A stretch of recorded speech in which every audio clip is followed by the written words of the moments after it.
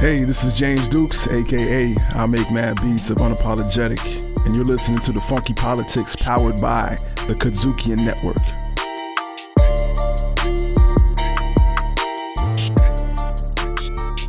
You're listening to Funky Politics powered by the KUDZUKIAN Network. I am DC, sitting here along with my friend Doc Ward. What's up, Doc? Man, we I about like to say that. What? I like to say, what's up, Doc? That's the rabbit in you, I guess. Moving right along. Moving right along. Moving right along. What you got to say, man? You better say something. I just said it's the rabbit in you. Whatever. Bunny hop. The bunny hop. The bunny. Tasha Downey, that other co-host, Tosha. In this building, I want to talk about and make some mad beats. Want to make some mad. Well, you know, speaking about There making. you go. I want you mean to beats? bring You out mean my inner B-E-T-S? rap artist. Like I'm here for. Oh, you talking about B-E-A-T? I thought you talking about the Yeah. beats, like Yeah. beats we eat. No Anyway, beats we eat. Whatever. Look, today we got a young brother who is doing some wonderful work, not only in Orange Mound. That's where it's originating out of. I mean, that's where he's planted his plot is in Orange Mound, Tennessee. Orange Mound, Tennessee. Hey. This brother's working, but I think he's known all over the world. Worldwide. James Dukes. Yeah. I Make Mad Beats. Welcome to Funky Politics, young brother. Thank you. It's an honor to be here. Well, you know what, I man? feel Let's great. get into this thing. Yeah. I Make Mad Beats. How did that? No, he makes mad beats. Yeah. That's what I'm saying. You do bad interviews. Damn. James, you got it, James. Go ahead, Doc. You know what it was at first? What is that? Was my name was Nemo, right? So Oh, wow. a lot of people still call me Nemo. Family still calls me Nemo. Like the fish?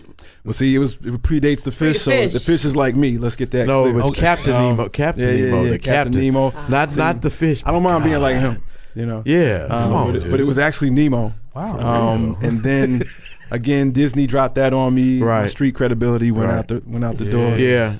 And so it was funny was I Make Mad Beats was actually my instant messenger handle. Right. And then people just kept calling me that. They just kept calling me Mad Beats. And I just found that was the easiest way to answer any question. Yeah. Because people would always ask me what I'm doing. Yeah. And I was so obsessive about making music that the thought of somebody thinking I was spending my time doing something else felt like an insult. Oh, wow. Right. So it was just like, So you had to be. I make mad beats. it was like, yeah. Get that out. Are you going to the way. movies? Yeah. I make mad beats. Leave me alone. Like, What are you doing today? so yeah. I'm making mad beats. Come on, man. It's I'm clear. doing bad interviews, but he's making mad beats, right? Yeah. Doc? But There you how go. did you get to that? Because that's one of those things where it's like it's something that's deep inside you, and then everybody tries to tell you need to be doing something else. Like you need to be headed to college, you need to be Yeah. a businessman, you need to be a chef. Make You're mad like, no, I'm gonna make bad beats. Yeah. Mad beats, not bad beats. I make them mad. I think The red wine over there, Doc. Go ahead. I've always been a bit of an extreme kind of, if I really liked something, I really, really liked it. And if I didn't care about something, I really didn't care about it. Wow. Simple as and that, so, huh? Yeah. So I also think unique circumstances as a child, I don't think it was very hard for me to not follow like society. Right. Say more. I just say this, like, Unpack that, Doc. And this is funky Because politics. most people now. will This say is funky politics, so you can do what you because the say what you wanna narrative say. is right. Sure. Like the narrative is Orange Mound. Yeah. It's always some drama popping off. Sure. It's 3-6. Yeah. It's right. So you said that it What's was not. 3-6? Well, it's not. It wasn't hard for you to not follow that. Yeah. I think Like- specifically for me, again, a very interesting set of early circumstances. I mean, we could talk about. I was raised by my dad, Let's for talk about example. Oh, wow.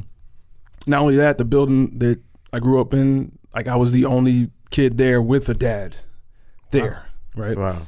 And And not so- only was he there, he was.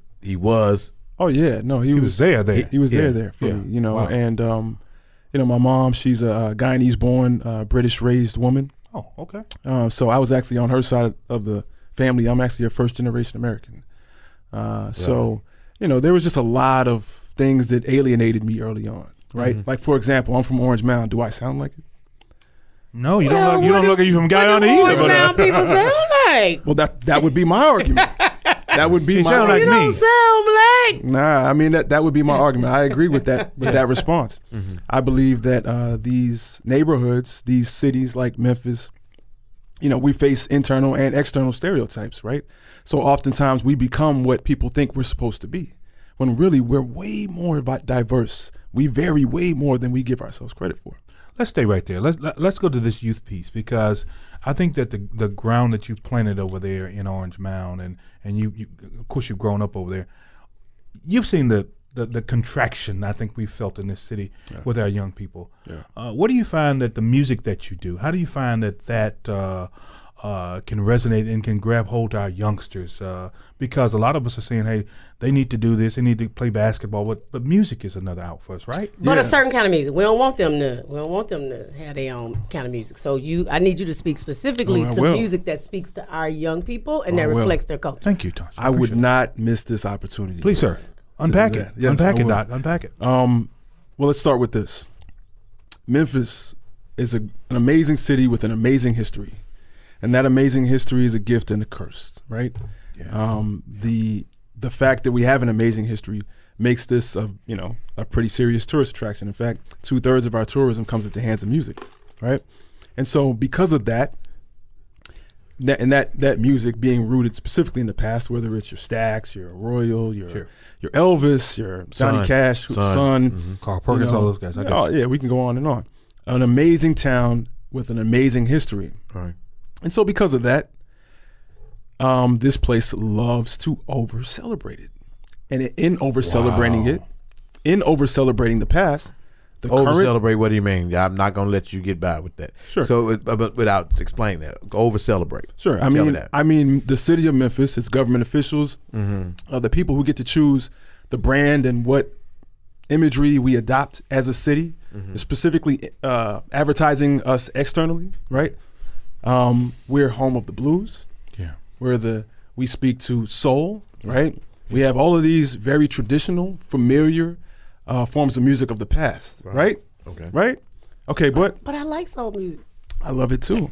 I'm just old and don't buy records though, right? Well, let's look at what's happening though, right? Sure. These are the forms of art that are being advertised as to what this space is all about, right? What was the biggest thing to be on screen in the last 2.5 decades representing Memphis? The biggest Hustle and Flow. picture? Hustle and Flow. Now, what was that about? The Firm. Wow. I know you say Hustle and Flow. I'm just messing with you. Was that about blues? Yeah, right. Was it about soul? Was it about jazz? Was it about gospel? None of that. None of that. Rap. Yeah. Right? All right, cool. What form of music has hit the Billboard charts that's coming out of Memphis more dramatically, exponentially more than any other form of music in the last 2.5, maybe 3 decades? I'm old, but I can tell you it's hip hop. What's the biggest form of music on the planet Earth? I'm old, and I can tell you that's hip hop. Right. I'm a roots music person myself. I like that. So when we speak about that disconnect, right? Yeah. Right. Oh, I'm getting where you're drawing. Oh, where you're drawing the distinction. Wow. Right. So on the external part, we are selling this music that I grew up with. That is a look back. Yes, but now, because we need to build and go, we need to talk about what's relevant today. Correct. And every time we don't, every time we have an opportunity to and we choose not to, we're shunning the youth, we're shunning their ideas, their vision, and we're saying you're not accurately represented here. And that's why Memphis's biggest problem is retaining and incubating. And without retaining and incubating, we can't attract. Can I get more global though on you with it? What's up? Because I don't know that it's just we're not celebrating. I agree with you, first of all. Sure. We're not celebrating rap artists big enough. In Memphis, we're not promoting African Americans, period, enough. No. So now, if you want to call what you're doing a microcosm of the larger thing, everybody, I'm holding up my hands. We're not promoting African Americans enough, and the history and the contributions that they've given. So let's get musically historical here. There are two African Americans, I think, that have won Oscars for best motion picture or soundtrack or whatever. One is Thing from Shaft, Isaac Hayes. What's the other one? Hustle and Flow. You just brought it up. Yeah. So Hard Out Here for a Pimp. Same thing. So we're not celebrating African Americans enough. Wow. And because rap music is unequivocally African American in its origin, unequivocally. Yeah. It's just a microcosm of the whole, I think. You're listening to Funky Politics, powered by the KUDZUKIAN Network. Please, go ahead, Jay. No, I was going to say, when I first started this journey of talking about that, I started where I started today. Yeah. After talking with people, after venturing into downtown offices with people who don't look like us. Right. Right? That's when I started to realize that what you're saying. Yeah. This is, first of all, I only bring up rap specifically because it's daring, right. It's new, right? It's risky. It gets attention. How is it still new 40 years later? Because the levels keep changing. Well, I'll tell you what. Yeah. In other places, rap is not new. Here, rap is new. I mean, help me understand. In the South or in Memphis, in Tennessee? Memphis is in its own government level representation. You said we behind that. I am 100% saying. No, man, I ain't behind. So I'm going to push back. So let me say this. Hold on. Let me say this. The city, I see where the city officials and what they choose to brand adopt is behind. The people on the ground have been ahead of the rest of the world since the beginning of time. Let's be clear. Rap became the biggest thing on the planet when it adopted a sound that was created here in Memphis. When you started hearing in a song, we created that. We've been ahead of the game for 30 years. It's time for the people who run this city to recognize that, or else they will never capitalize off of it. They will forever be looking at Elvis and those people in the past. Wow. So one of the things that you said, I kind of was like, I want to take you back to when you talk about us not acknowledging it. Like at the core, though, what we don't want to deal with is this notion and this idea that rap is angry. It is violent. Yeah. It's not just black people. It's a certain kind of black people, right? It's not Motown black people. It's not Stax black people. So when we talk about that, like that, I feel like is where we need to really be honest. So I remember in October, I was at we're building something. I can't speak too much on it, but we're building something. We're building something. Come back We'll one bring day. you back and talk about that. When you're ready to break it out, now we want to get the news out first. All right. I'm gonna break out something today that I haven't told anybody. Help us. All right, tell us about it. Okay, here we go. World premiere. Here we go. We got breaking news right here on Funky Politics. We got to set it up so everybody understands that you're not going to get this anywhere else. So don't stop your Googling and you're not going to get anywhere else. Go ahead. But we're going to come back to that groundbreaking thing in a second. Okay, gotcha. In October of last year, I was in an angel investor dinner, right? And so, you have these millionaires and people who don't look like us watching me talk about this idea that I have, excuse me. Sorry. And I was, at the end of it, this guy, he says to me, okay, James, I'm gonna go ahead and say what everybody's thinking, just to make sure that everybody knows what's going on. What if people don't want to get behind, some of these dangerous imagery, some of the dangerous imagery that's behind and inside of rap, and what if that's too much for people to invest in? What would you tell to those people? And I responded telling them two things. Number one, you guys can't see me. Maybe you can. I don't know. Rap is this. Okay. Gangster rap is this. Now, let me explain. In 1992, right, which is the era that I think a lot of the people who were in this room were first witnessing and dealing with rap. In that era, yes, you had your NWA. Yes, you had, some very gangster-driven stuff. Now people are making songs about Pokemon. Right. Let's be clear. The biggest rappers on the planet now wear skirts sometimes, and they wear tight jeans, and it's a completely different game out here. Right? It's no longer, the things that used to frighten. Now, does that element still exist? Of course. It still exists, just like in any other genre. But is it the majority of a genre anymore? No, it is not. You can go to University of Memphis right now, and you will find young rappers who are advocating inclusion, advocating all forms of positive change, right? And they're just doing it in a fun party way. Just like y'all were when y'all were 19, y'all just wanted to party too. And nothing has changed. I think I can remember that, yes. And nothing has changed, That's the first thing I told him. The second thing I told him was this. Well, if you do got a problem with the negative imagery presented in rap, and you understand that it is the biggest form of music on the planet, why don't you invest in someone who isn't a negative image? Invest in the solution. A novel idea. or else the problem you presented, you don't really care about, do you? Right. You just wanted to disagree with me. Because somebody invested in the thing that you have the problem with. Someone put a lot of money behind it and continue to put a lot of money behind them. Clap it up. Yeah, but I think there has to be some ownership. Like, that's not just rich white investors. Sure. We had an incident in which Shelby County Public Schools wanted to not have a billboard. So we want to do this big campaign. And we want to shout out folk who are products of Memphis schools. Yeah. The biggest, most controversial person up on one of those billboards was Yo Gotti. Yeah. I'm like the same Yo Gotti who was working with Sean Combs, who's working with Jermaine Dupri, who's working with the leaders in the music industry. Yeah.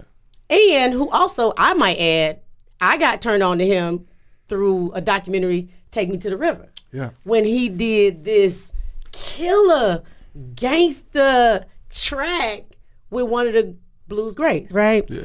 And so I think somehow black folk don't want to own who we are in our part of the story, because it's one of those parts of the story that feels bad for us, kind of like slavery. Like, we don't want to talk about it. Yeah. And so I feel like there's this disconnect with black folk on hip hop and young people, and that as their music and their narrative. And I'm just trying to figure out how we get past that. Well, because I don't need white people to embrace what I love. I need black people to embrace it, though. What form of music didn't have that disconnect in its early stages? Right.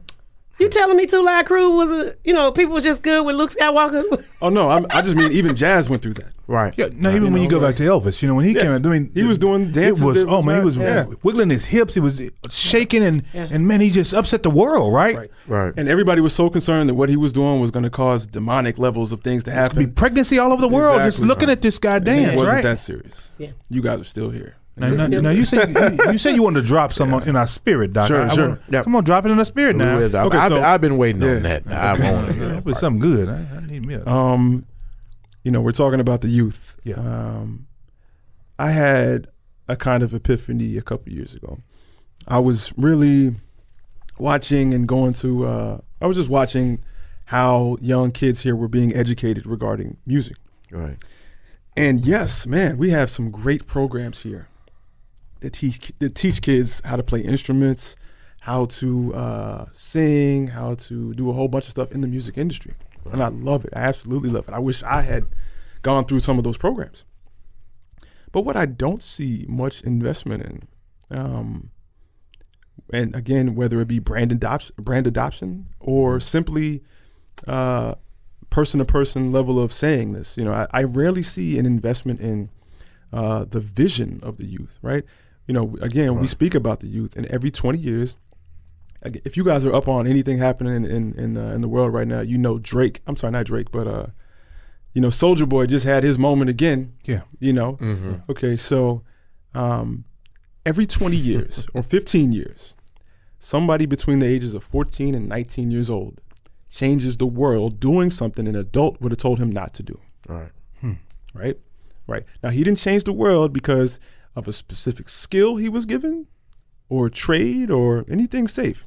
Mm-hmm. He did it because he had an idea that if he had asked an adult, they would have told him not to do it. Right. No. Right. Yeah. And so I think if you recognize the patterns over the last 40, 50, 60, 80 years of how these things changed, it might be time to invest not only in their skill, but the vision of the youth. Right. Right. So I just started having this idea, and it started circling around in my head. And so about 5 months ago, I was doing a panel with my man Noah Glenn at the Indie Memphis Youth Film Festival. And afterwards, I got off the stage, and it was funny to me. It was really funny that I thought I was going there to be a guest in the world of film, right? And we were going to talk about music videos. I was expecting to kind of just be a sidekick and just be out. And I walked off the stage, and all the kids there wanted to talk to me about rap. Yeah. About getting record deals and how to make songs and this and this and this and et cetera. And it was amazing. And then this one girl, she walks up to me. I would have thought she wanted to be an accountant or something. And she walks up to me and she says, "Hello, my name is Zero and I'm a rapper. I've been looking for a home for my ideas and I really like what you were saying on the stage." Wow. And I was just like, what is for this kid? Right. What is for this kid? sure, you can go home and make a song on your iPhone, your computer, whatever, blah, blah, blah. But what is for this kid to accelerate the vision? She clearly has an idea. She walked up on me with so much confidence, it shook me. Being a grown man who's worked with professionals. Right. And I was just like, man, I gotta do this program. And so I came up with something that was called the Unapologetic Youth Scholarship. Oh. And what it is I want to stop you right there. The Unapologetic Youth Scholarship. Yep. Let's hold it right there. 1 second. We'll be right back. Yeah. Right here on Funky Politics with James Dukes. I make mad beats. Not me, he does. On the KUDZUKIAN Network. We got the funk. Funky Politics on the KUDZUKIAN Network. Riffin' on Jazz. I'm Howard Robertson, one of your hosts for Riffin' on Jazz. Riffin' is your weekly visit with friends where we dive all in to that classic African-American art form called jazz. So don't miss Riffin' with me and my man Melvin Massey every week on your favorite broadcast and podcast platforms. Riffin' on Jazz on the KUDZUKIAN Network. KUDZUKIAN! Funky Politics on the KUDZUKIAN Network.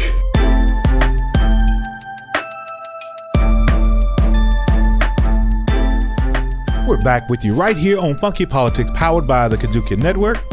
Me being DC, who I am, and I got Doc Ward sitting beside me, and across from me, the one and only Tosha Downey, and we are sitting here talking to one young man by the name of James Dukes. I make mad beats, not me, but he does, right? Yeah. And we were just talking, Brother Dukes, about this Unapologetic Youth Scholarship. Let's take a deep dive in that, man, because this is something, sounds like an opportunity for a change. Yeah. For a change, something's good going to happen to our young people in Memphis, man. I'm just waiting to hear this. Yeah, I think, well, let me just go down the list of what it is. Sure. The Unapologetic Youth Scholarship is specifically for kids between the ages of 14 and 17 years old. If they have a decent GPA and they're a Memphis City resident, they're a greater Memphis resident, scholarship winners will get, first and foremost, a song produced, mixed, mastered, and recorded by Unapologetic Sound, which is myself and my production team. Right. Second, they'll get a 1-minute music video. Third, they'll get their own merchandise designed by our merchandising team. Wow. Fourth, they'll get an event at the new Complex event space over on Lamar, right? Us and the collective have joined forces. We gotta talk about that in a second. Oh yeah, that's we gonna come back. They'll get an event at the complex.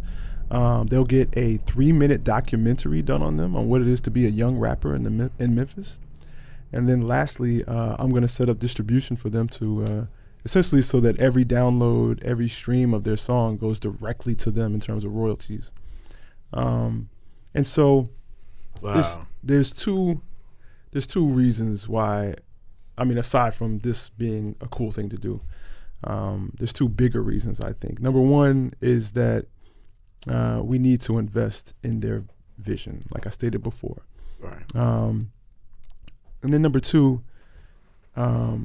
just to let you guys know, I've already talked to several companies and funding organizations here about this program, and everybody, I mean, some people had tears in their eyes, others were ready to jump up and do whatever's necessary to fund this.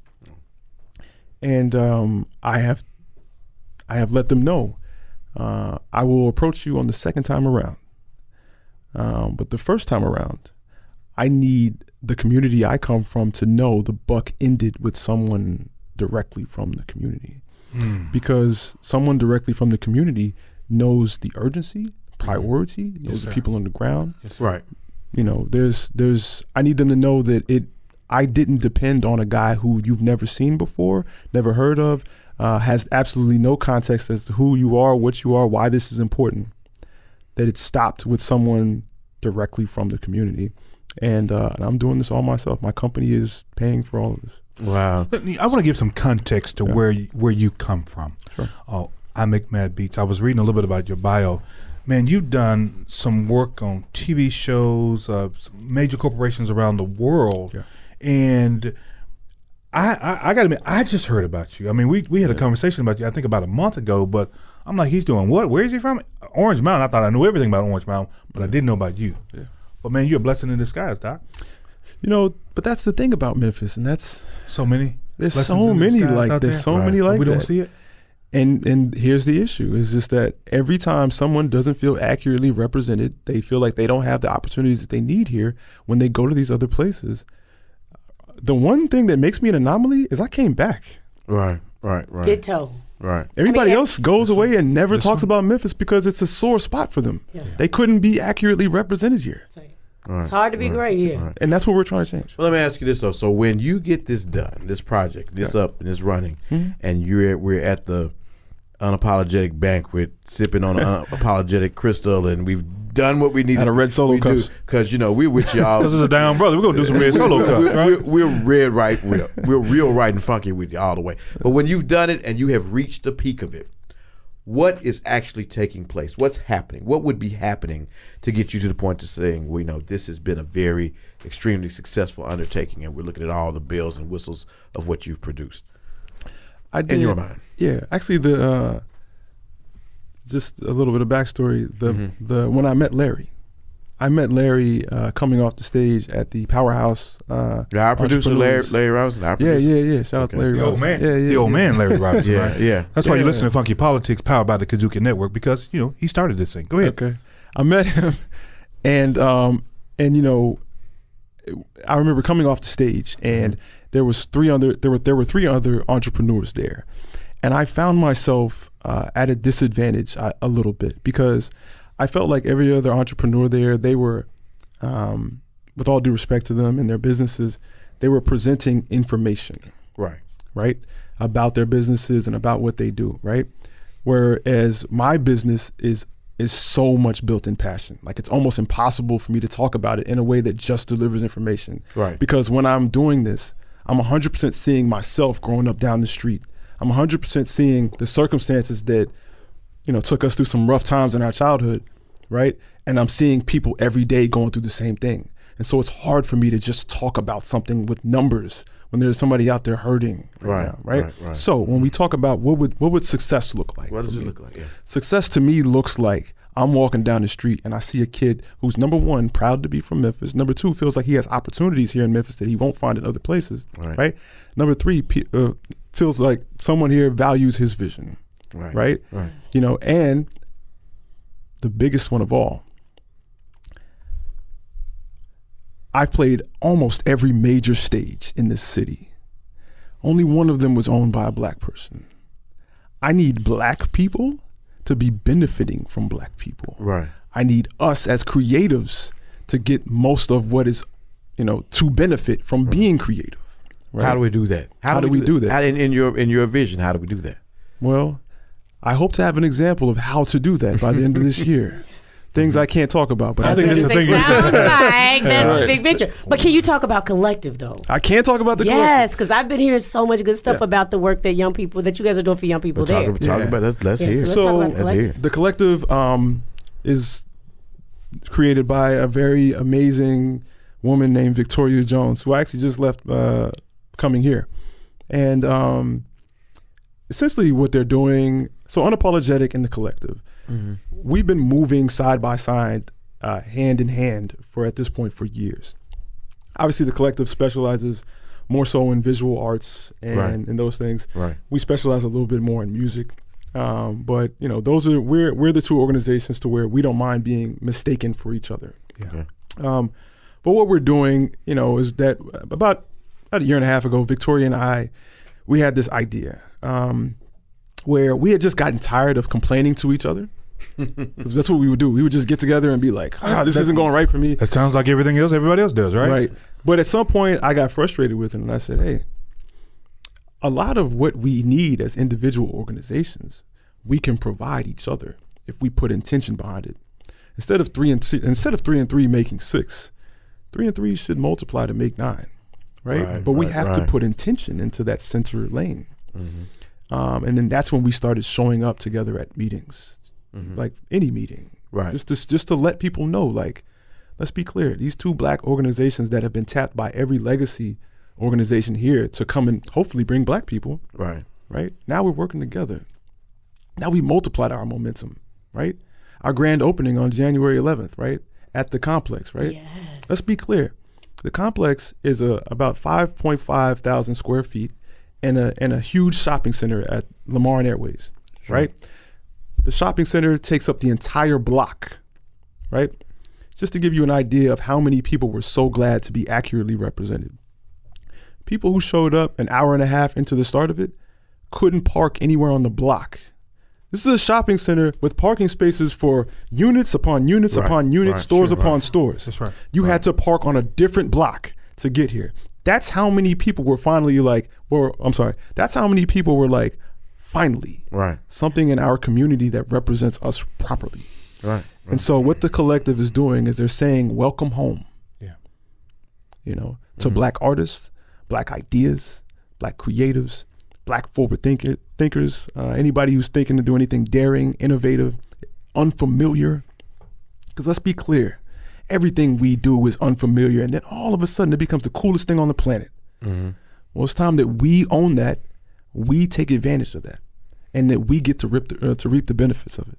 You're listening to Funky Politics, powered by the KUDZUKIAN Network, Doc. So how important do you think, because I know Orange Mound, an indigenously African-American community. Yes. Okay. I got to use that phrase. That's great. How, no problem. Feel free. Pay me on the way out. But how important do you think, because this is just a start. I mean, there's several of those such communities in Memphis and in Baltimore and in other African-American cities. But you're leading with art. You're leading with culture, which is the harbinger of self-expression. Yes. And self-expression is the harbinger of community development, because you got to build within the vision that's coming out of your head. You know, what comes out of your head creatively is what sets the platform. Yeah. How important do you think that what you all are doing from an artistic standpoint is to community development as a whole? Yes. Versus somebody just coming in saying, let's knock it down and let's put up a bunch of brand new apartments or everything. Yeah. How important do you think it is leading with culture, leading with art, leading with self-expression versus the other? You know, I 100% believe that accurate representation is the number one cause of the number one reason why we moved to Atlanta, right? I think it's hilarious. The leading cause of relocation is accurate representation. It's accurate representation. I mean, it's funny, man. If you go downtown in Atlanta, as soon as you get off the exit, you see a billboard for Young Dolph's, project. No, when you're on 100, you say, "Welcome to Atlanta, home of So Def Records." Although it's home of several things. It's home of a lot of things. So Def is but I think it starts with accurate representation, and I think accurate representation, first and foremost, is seen in art forms. And I think it's upon us to turn art forms also into economy, also into business, and then that's how we make sure it's visible, from a financial standpoint in a way that can build the communities. And then, lastly, use the art form, use the business, right, to not just circulate our dollars, but to attract external dollars. Do you think there's a fear somewhere around? I don't want to name a particular entity. Do you think there's a fear somewhere that says that another name, a Gotti, will replace this vision that that maybe people outside of Memphis have for our city? Like Elvis Presley is the home of Memphis, right? We know that's Elvis Presley, but also Gotti. This is his home. Yeah. Is there a fear somewhere? I mean, you get where I'm coming from on this one. A fear of that maybe the fear that we're being represented by somebody who don't look like an Elvis anymore. That we're being represented by this black face now. Is there a fear? 100? Yes. Okay. Without a doubt. I thought I'd go on record with that. Cool. That is definitely it. That is 100% it. I mean, that's real quick. I'm gonna tell you guys a quick story. We were looking for a place to throw a festival. Myself and Victoria Jones from the Collective, and we went downtown. We were at Beale Street Landing. I walked into Beale Street Landing, and at first I was like, okay, this place looks cool. The first thing I saw in the gift shop was a cup that said, "Party like a redneck, Memphis." And I was like, yo, that's interesting. And I walked away. Party like a redneck. I walked away and I came back and I was like, I got to take a picture of this. Party like a redneck, Memphis. I looked at Victoria and I said, hey, where these rednecks be partying in Memphis? Because before I can get emotional about it, let's get logical. Let's make sure that my emotion can be built off of something, right? Sure. So I'm like, all right, so where in the core of Memphis, or abundantly enough in Memphis, to where a cup should be the first thing that I see that says this, right? And we started going through lists of neighborhoods. I was like, not in Binghamton. All right, what about Orange Mountain? Nah, not out there. North Memphis, North. Nah, we started just going through the list, and I was like, man, I'm sure rednecks do party here somewhere, but again, not proportionally big enough for that to be the first thing I saw when I walked into the gift store of Welcome to Memphis. Wow. And that's what let me know, like, oh no, they want to make sure we're not the face of this. I got you. But more importantly, though, I look at it from the standpoint of the person that's going to buy the cup probably is not somebody that's going to look like you and me. Well, and it's an even bigger issue. Why are they? I know. That's a whole other conversation. Yeah, well, it is. For another show. I mean, because people talk about part of that conversation. Yeah. But if we don't address it, like again, we can't keep saying that we are 65% black city. You can't erase that. You can't erase it for tourists. Right. We ain't gonna be the it city. The what? City. You know, because it's an it city in Tennessee too, right? Yeah, that's right. And what people really don't want to say is, you know, what makes them different than us is the demographics. Is the 60-40.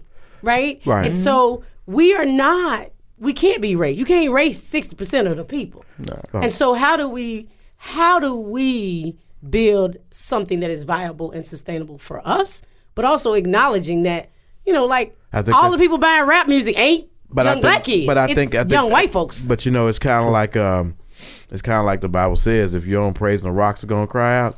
If we don't acknowledge the fact that we need to be more diverse, the soul, like of Orange Mound and of Frazier and of North Memphis and of South Memphis, is going to cry out. And what's happening right now with what you're doing, the soul is crying out. The rocks are crying out. Yeah. So we have to acknowledge that.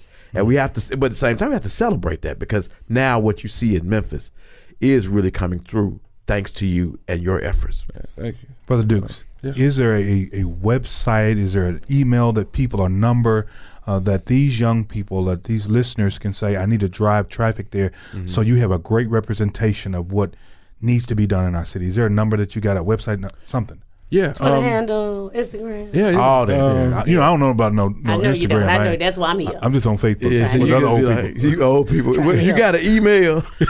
Yeah. When your phone number is? Go ahead, Brother Dukes. The simplest is just weareunapologetic.com, right? But if you find yourself being mobile phone savvy, we do have an app called the Unapologetic World app, available for iOS and Android. And I designed it myself, so that way I owned my platform. There you go. Wow.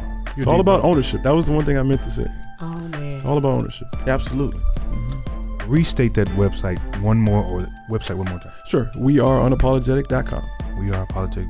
We are unapologetic.com. Wow. DC, learn to spell unapologetic. I've tried. Look, we've had a great time with you, Brother Dukes. Thanks for stopping by Funky Politics. Thank you for having me. We want you to come back again, right? I will. It's been real right and funky right here. Right here on Funky Politics, powered by the KUDZUKIAN Network. Funky Politics on the KUDZUKIAN Network. R&R on Sports is proud to be on Sirius XM. So what's R&R stand for? Real talk and relevant sports issues. It's racial and relative. We're brothers from the South. We can relate. R&R has meaningful multiplicity. Listen to you, all polysyllabic and alliterative. R&R is Larry Robinson and Howard Robertson conversing, challenging, and always chuckling. R&R on Sports, part of the KUDZUKIAN Network. KUDZUKIAN.